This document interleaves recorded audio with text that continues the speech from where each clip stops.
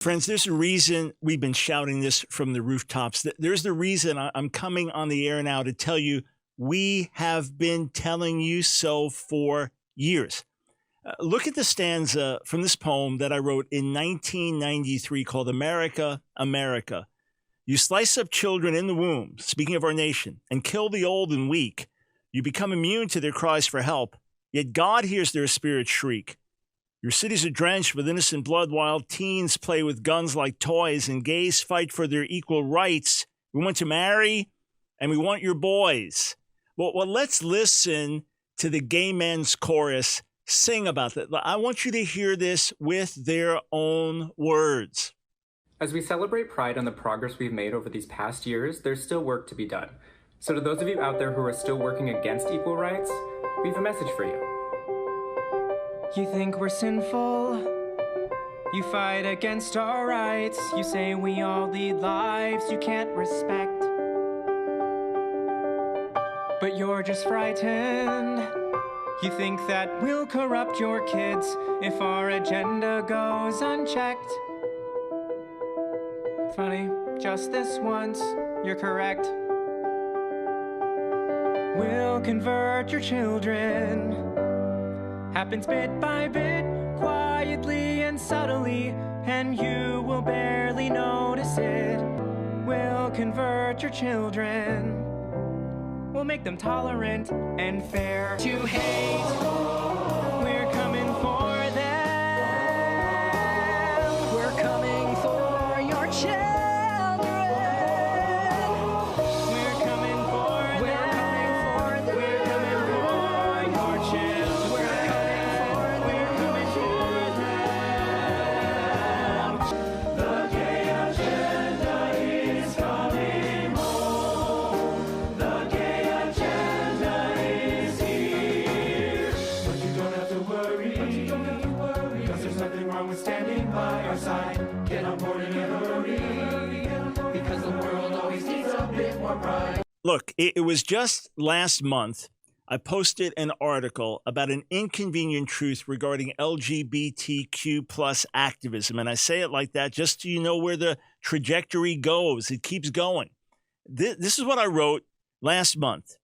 It was about 20 years ago that a conservative commentator stated that because the homosexual movement could not grow by reproduction, it had to grow by seduction. Understandably, I wrote, this incurred the ire of gay activists as if their main agenda was the sexual seduction of others, including children.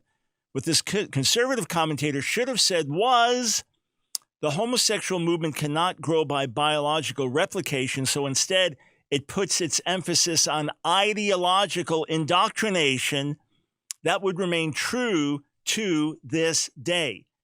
And that's what the gay men's chorus is saying. Yeah, we're going to indoctrinate your children. We're coming for your children. We're going to change their way of thinking. They say, oh, we'll make them tolerant and fair. But yeah, they're also saying we will make them wide open to homosexuality. We will make them wide open to the things that we believe should be normalized and accepted by all. Here, this is 10 years ago from my book, A Queer Thing Happened to America, from the chapter Boys Will Be Girls Will Be Boys.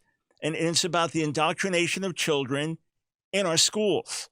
So this was 10 years ago, and I'm reflecting on things happening in the years before. Here, listen to this poem that I wrote. It's called Here at School, The Slant is Gay. Little Johnny went to school, there to learn a brand new rule. No longer could the boys be boys or have their special trucks and toys. Only 6, so young and tender. It's time for him to unlearn gender and break the binding two-sex mold, that hurtful thinking that's so old. Parents at home can have their say, but here at school, the slant is gay. In other words, to make this clear, there's nothing wrong with being queer. Having 2 moms is mighty fine. To disagree is out of line. We'll deconstruct the family and smash religious bigotry. Keep the church out of the state by saying faith is really hate.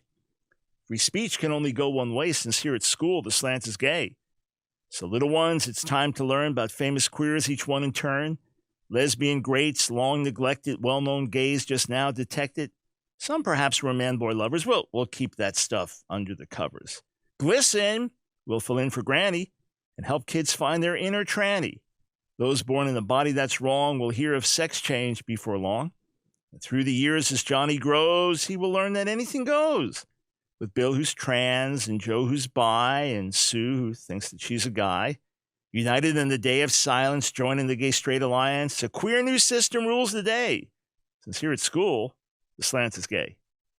Do you think there's a reason that suddenly a much, much larger percentage of kids are identifying as bisexual than ever before, or as gay and lesbian than ever before? You think this just happened? One of our friends sent me a note the other day, a friend of our family.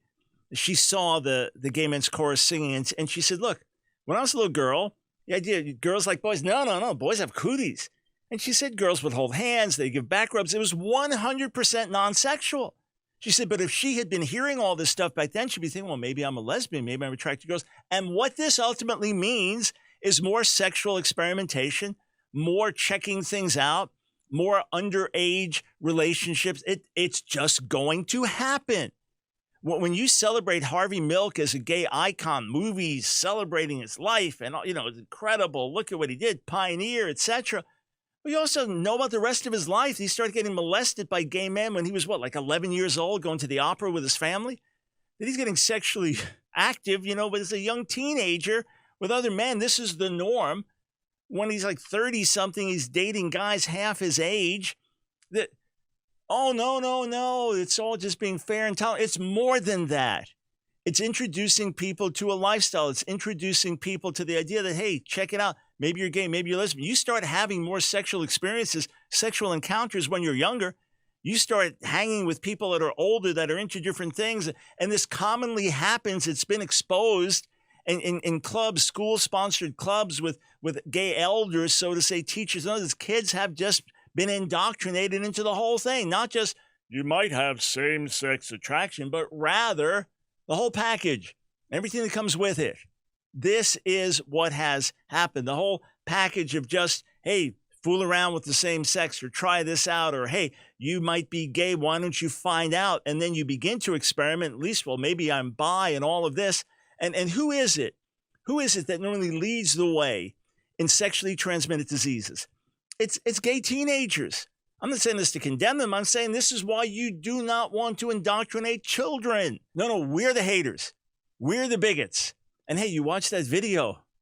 What nice sounding music. What a seductive word. Just, look, hey, we're just making them fair, tolerant, and opening them up at young ages to maybe you're gay, maybe you're lesbian, maybe you're bi, maybe you're trans, which is ultimately a destructive agenda for children. We've been warning for years. We've been shouting it from the rooftops for years. There is a reason. Wake up, America.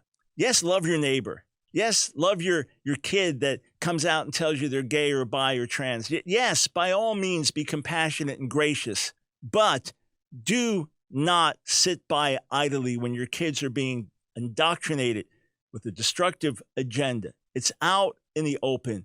Parents, wake up, please. Hey, friends, I hope you enjoyed that video. If you did, click on one of the boxes on the screen, check out another one of our videos, and be sure to subscribe and hit that notification bell so that you don't miss a single video. We discovered that about 60% of you that are watching our videos aren't subscribers, so subscribe today. Doesn't cost you a dime. And if you want to support our work, Line of Fire, and all the things that we do, follow one of the links on the screen below.